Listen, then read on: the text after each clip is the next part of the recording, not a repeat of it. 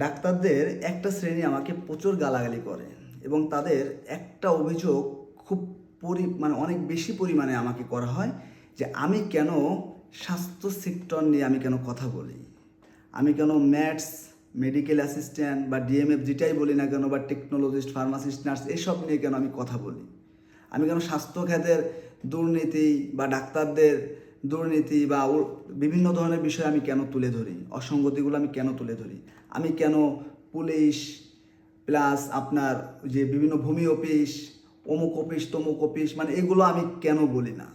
এটা তাদের একটা খুবই অভিযোগ। হ্যাঁ, মানে তারা চায় যে আমি যেন এটা না বলি, আমি যেন ওইটা বলি, এরকম যেটাই হোক না কেন এটা একটা ব্যাপার। বা তারা মনে করে যে মানে ডাক্তারদের বিরুদ্ধে বললে কিছু হয় না, স্বাস্থ্যখাতের বিরুদ্ধে বললে কিছু হয় না, এরকম তাদের একটা ফিলোসফি কাজ করে। তো দেখেন, আপনারা যারা এটা মনে করেন যে আমি অন্য বিষয়গুলো নিয়ে কেন কথা বলি না, তাদের উদ্দেশ্যে আমি বলতে চাই, আপনাদেরকে একটা স্পষ্ট কথা বলি, একটা সেক্টর দেখান তো যে সেক্টর নিয়ে মানুষ কথা বলে না।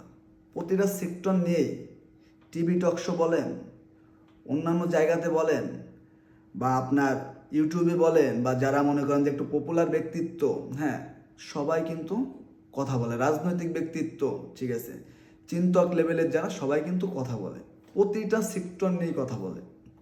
কিন্তু আপনি একটা মানুষ দেখান তো যে ডিএমএফ, মেডিকেল টেকনোলজিস্ট, ফার্মাসিস্ট এদেরকে নিয়ে কথা বলে।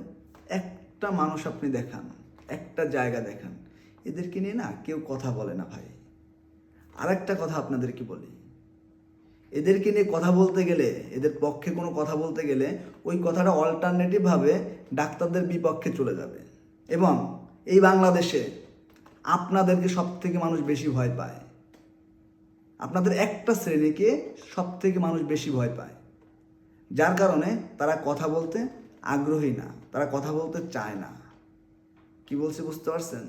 এই জন্য কথা বলে না। তাহলে আপনি একটা চিন্তা করেন, আপনারা ভাবেন যে অন্য বিষয় নিয়ে কথা বলি না, আমার হয়তো সাহস নাই, বা এইখানে কথা বলাটা সেফ, বিষয়টা এটা না।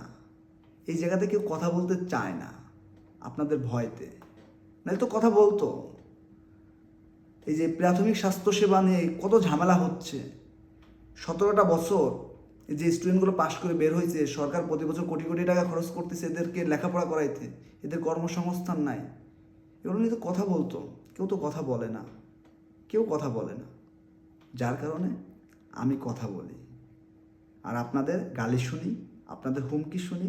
ঠিক আছে, মেরে ফেললে মেরে ফেলেন, কোনো সমস্যা নেই, কী করার ভাই।